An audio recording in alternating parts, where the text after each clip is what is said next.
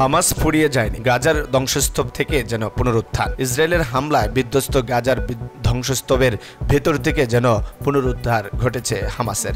নিয়মিত পাল্টা প্রতিরোধে নাজেহাল করছে ইহুদি সেনাদের, রণক্ষেত্র থেকে জিম্মিও করছে বেশ কয়েকজনকে।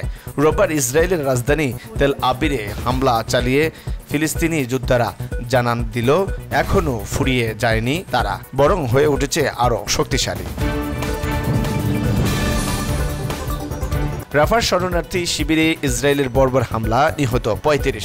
গাজার দক্ষিণাঞ্চলীয় রাফা শহরে তাল আস সুলতান শরণার্থী শিবিরে ভয়াবহ বিমান হামলা চালিয়েছে ইসরায়েল। এতে কমপক্ষে ৩৫ জন নিহত হয়েছে, গাজার স্বাস্থ্য মন্ত্রণালয়ে বরাত দিয়ে সংবাদ মাধ্যম আল জাজিরা। সৌদির উপর অস্ত্র নিষেধাজ্ঞা তুলে নেবে যুক্তরাষ্ট্র। সৌদি আরবের কাছে প্রাণঘাতী অস্ত্র বিক্রির উপর নিষেধাজ্ঞা তুলে নেবে যুক্তরাষ্ট্র। রোববার এক প্রতিবেদনে তথ্য জানিয়েছে ব্রিটিশ গণমাধ্যম ফিনান্সিয়াল টাইমস, খবর রয়টার্সের। নির্বাচন থেকে সরে দাঁড়ালেন ৭৮ ব্রিটিশ এমপি, বিপাকে ঋষি সুনাক। নির্বাচনের আগে বড় সড়ো বিপাকে পড়লেন ব্রিটিশ প্রধানমন্ত্রী ঋষি সুনাক। ভোটের আগে তার দলের ৭৮ জন এমপি জানিয়ে দিয়েছেন তারা আগামী নির্বাচনে লড়বেন না।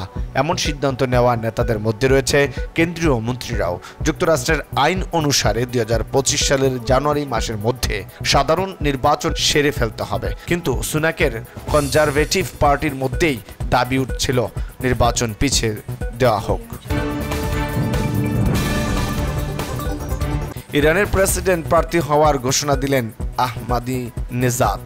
হেলিকপ্টার দুর্ঘটনায় প্রেসিডেন্ট ইব্রাহিম রাইসির মৃত্যুর পর নতুন নির্বাচন অনুষ্ঠিত হবে ইরানে। আগামী ২৮ জুন ইরানে নতুন প্রেসিডেন্ট নির্বাচন হবে। দেশটির সাবেক প্রেসিডেন্ট মাহমুদ আহমাদিনেজাদ এই নির্বাচনে প্রার্থী হওয়ার ঘোষণা দিয়েছেন।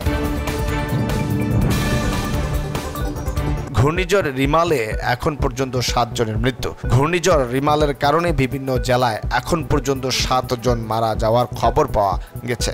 সোমবার বরিশাল, চট্টগ্রাম ও ভোলা জেলায় ৫ জনের মৃত্যু হয়েছে। এর মধ্যে বরিশালের রূপতলিতে দেয়াল চাপায় মারা গেছে ২ জন।